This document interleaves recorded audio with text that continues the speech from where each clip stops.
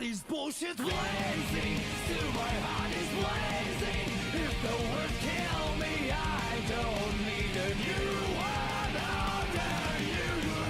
Soon you will know, we already know the smell of the game.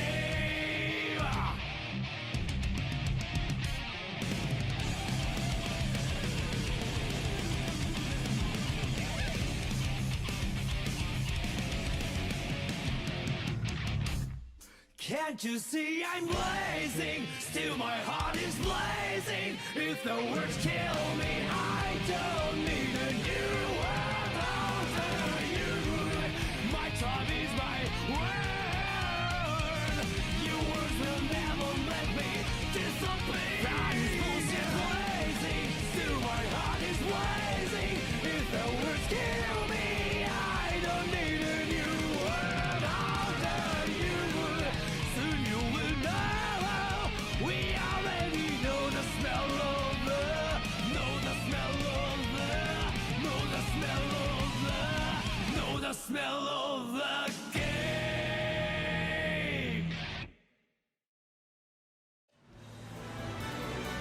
When you think of the best team, it can always come from a comic, manga, TV shows, or even movies.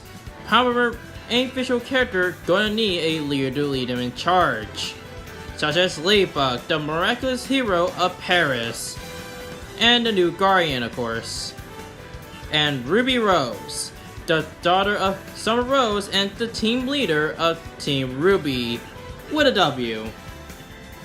Now, considering that Ladybug have been different forms, and I am gonna be using some materials, especially the spin-off series, The Miraculous World, both New York and Shanghai, to give it a fight and especially gain more intel about the potions.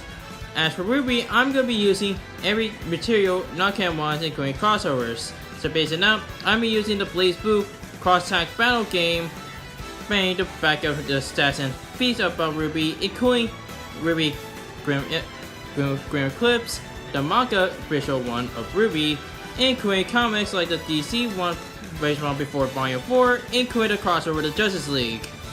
Yeah, that happened. My name is Deso24, and my job to analyze these two competitors to see who win in a deadly duel.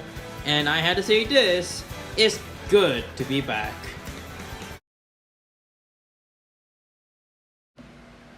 The Miracle Box. Containing it is the Miraculous. Each one represents the power of the respective animals. One of the most powerful ones is the Ladybug, creation, and the other, Cat, the destruction. There have been many who have wielded the Miraculous in the past, and there have been others, but the most dangerous one is the Butterfly. Can accumulate anyone that possess, but the two of Cat and Ladybug can create a powerful wish and a powerful warrior. Of course, this led to a villain of the series, Hawkmoth.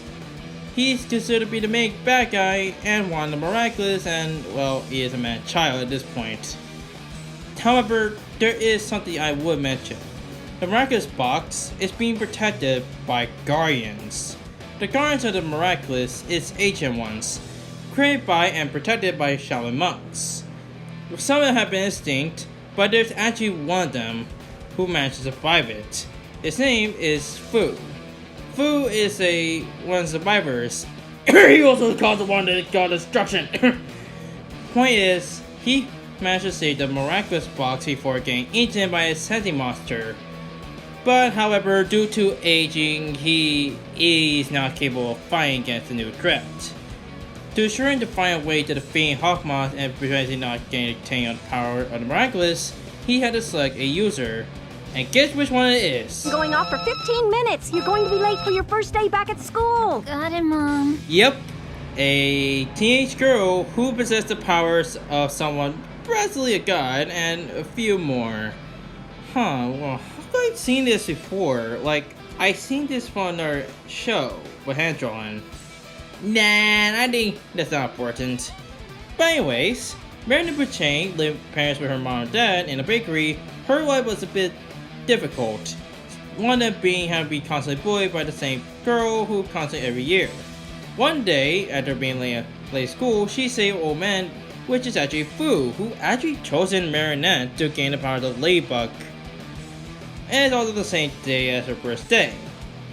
After noticing a small box, started watching the news, she started to open it and come out a Kwame. She took it well, really. Okay, but all seriousness, Kiki did explain herself what she is and what the Miraculous can do. At first glance, she is kinda hesitant to do so, and she did transform to the heroine of the show, Ladybug. Well, kinda, but still. She kinda hesitated at first, especially because there are some many ways, especially she ain't forced to do so, but she decided to do it at the second part, and does manage to meet her partner, Cat Noir. To make sure to defeat Hawkmoss, she must be ready, even though the first day then she read again. And considering with her powers as Ladybug, she gained human strength, speed, and durability, which surprisingly enough, it worked well, knocking down Stoneheart, even with her strength, a Meisho who can shift into a skyscraper-sized monster, and just a few more, like she managed to constantly react to Cat Blanc's attack, which can able reach to the moon in a second. And saying that she has a heroine, she does possess a few arsenals on her side. Now, before I continue, here's a spoiler alert what happened in the finale, and a bit of Season 4 happening around. Even though Season 4 ain't completed yet during the time of this video, or it is, let me explain what happened with the rest of her arsenal and such. In Miracle Queen, where basically Bourgeois became an anti-hero due to the lost trust, it was during the time where her Ladybug's master, Master Fu, who was instantly defeated and been recognized. Ensuring that Fu will not be hunted again, she has to give Marinette the title as Guardian of Miraculous, which also results to him raising his memories about what happened. Due now being the Guardian of Miraculous box, she's now the owner and does possess an arsenal, well, mainly Kwame's of other Miraculouses, although she didn't use all of it, but there's a few I will be mentioning. Though, for those who are wondering what did come out, well, here's an angry one about that. It sucks! Like, literally sucks about it. I mean, the first episode was kinda okay with True, but it just mostly does a mopey iteration say, tell me the truth or something! Yeah! There's also another episode that ties into the first one, Lines, but even then it somehow even worse with that. What the hell? Oh, and it does wrap on a tiny little bow with Game of Secrets. Yeah, let's go with that, Secrets. Although maybe it's not that bad, but still. But it's not as insulting as something like this. Like, who idea to create Chloe into a dictator? I mean, what the hell is going on? Why Banana? Why on earth she had to do that? Why this whole episode got me in a movie? Why does it always work? Why am I going crazy? This episode doesn't make any sense. This episode doesn't make any sense. I'm sorry for that. I kind of got off track about that. Forgive me about that angry red mine, but the half of it is true. So she's now possessed the whole Miraculous box. Sorry about that. Let's continue. Anyways, as Ladybug, she does possess Yo-Yo, which can be used as a weapon and ground hook, as well as shield when dodging and deflecting strong attacks. She also possesses potions, and Yo-Yo can actually call a Lucky Charm, which can solve her solutions or defeat a Kuma villain. She also possesses potions where she can use them to the power to different Kwames. For example, a green potion can breathe underwater, for example. And like I said back when I said about the Miraculous box, she just possesses to use 4. Dragon Miraculous, Mouse Miraculous, Bee Miraculous, and Horse. One to kill with Teleport and one possesses the 3 elements. I have to say, despite my ignorance and despite her first humble beginnings, Marinette as Ladybug definitely held a lot of being a heroine, and it definitely shows from her feats. For starters, she managed to choke down every Akuma's villain with some help, of course, capture every Akuma in an episode, And plus, outside of being a Ladybug, she did win the Game of Grass Fashion Contest, and did manage to defeat with help with International Miraculous Heroes, Tech Empire, and Young Shen, and defeat on her own like Cap Blanc, Chameleon, Game 2.0, Princess Beyblade, and Samizu. You have to give credit that she does manage to win her fights. Although this is we're talking about a teenager here, and while she is good, she have flaws. Even though using her Lucky Charm one time, she will revert back to her sibling stage about after 5 minutes. Although she tends to be awkward and clumsy, which can affect her duties. If her Miraculous can be used and removed, she'll instantly change back. Also, she have a really bad time being a partner and, well, kind of being a dick to Noir. No matter what flaw that Ladybug have, she can able to overcome them, even though there is times that she does manage to be akumatized. What could I say, but it's truly a miracle. You, Ladybug and Cat Noir will do everything in our power to keep you safe.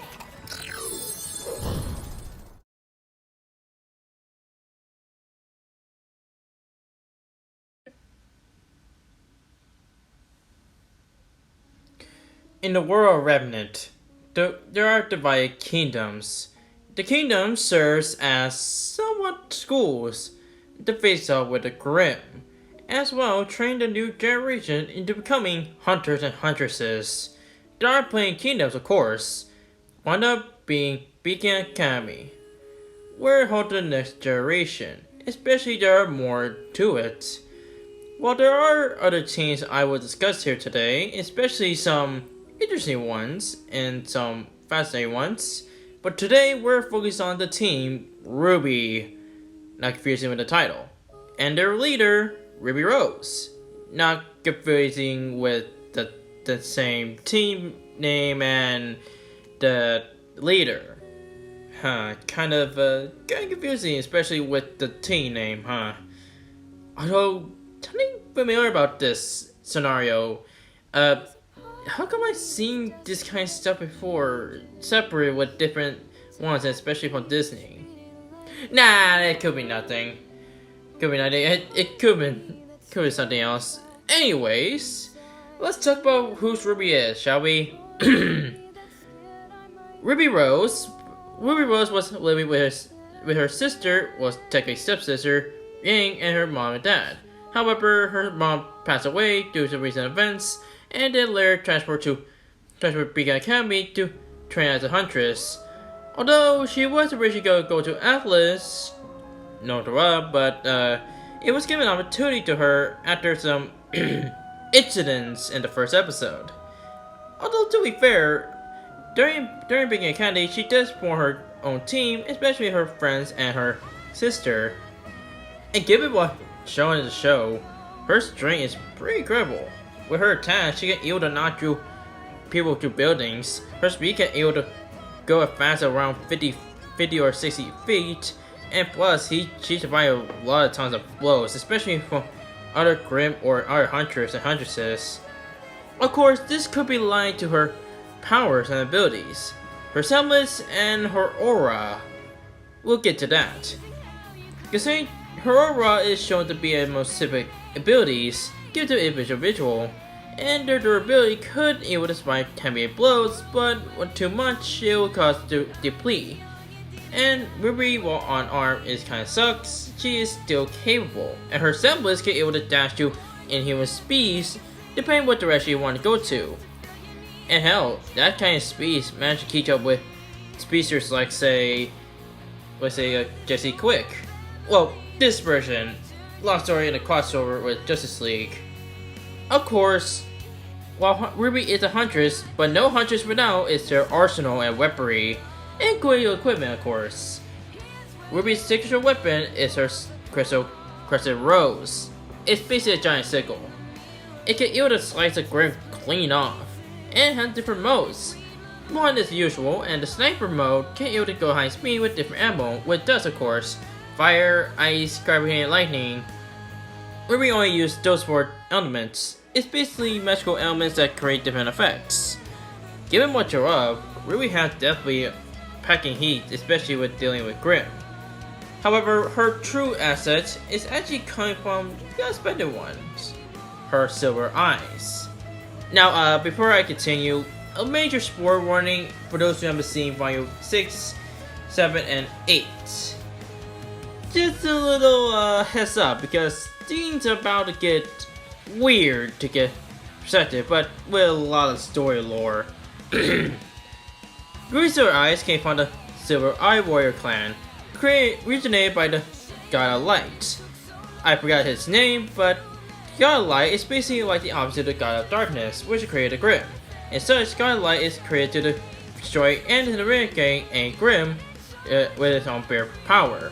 Of course, there are several inhabitants of the Silver Eyes. Maria, I forgot her last name, was one of them and capable of controlling it on its own, due to the battle, etc. Although she just literally lost her eyes during a fight with a Faunus who is pretty killing on the speed. Oh, don't worry about her. Maria managed to kill her off by using her own weapon and then cut her head off. But Maria is now blind. The next character is actually Summer Rose, Ruby's mother, of course. Precisely the Silver Eyes and B1 team of, I forgot the hell name is, but she's shown to be another Silver Eye clan and definitely a reason why she is dead. Although this could relate to her death, it's still unknown how she actually died. I assume that she either be killed by Salem or be killed by one of Grimm. Either way, she is second to the clan. And finally, we head to RWBY, who is pretty much the second inheritor of the power. Although she does have a bit trouble controlling it, but as time went by, especially when our volumes came around, she managed to learn it. Although it does lead to some downfall, like the time she used it next season, and this has led to the worst season of the series so far. I mean, God, I cannot forget about that, how bad that is. Oh, you were expecting to freak out or be pissed off. Well, yeah, no, I could just easily forget this. Besides, it's not worse than what's happening with Miraculous Ladybug. Anyways, let's talk about more about Ruby's Silver Eyes, shall we?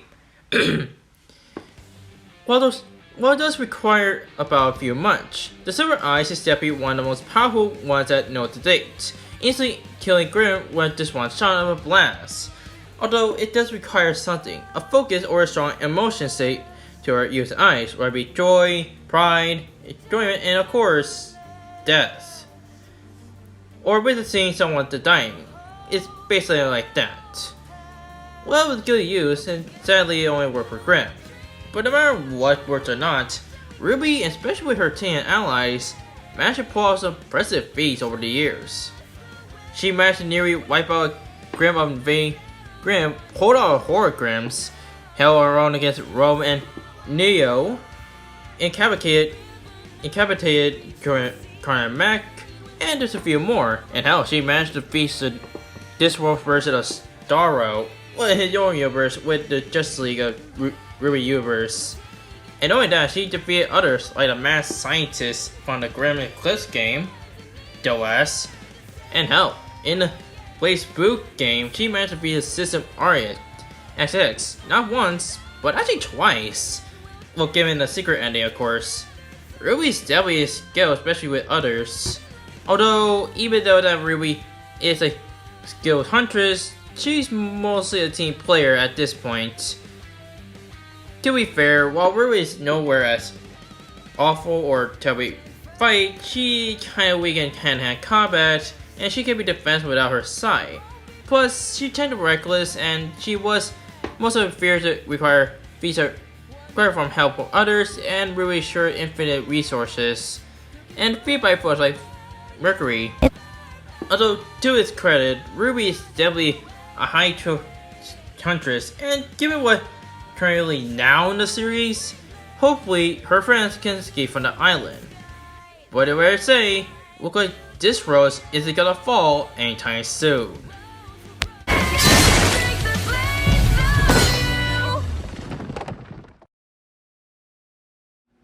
Alright, with both characters' analysis have been completed, it's time to see who will win this truly reddish fight. And where it is?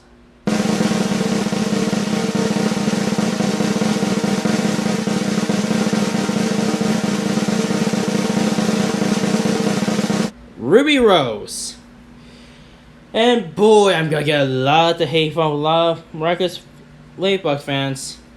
And look, I know there are many people gonna get my head for this, but let me just explain.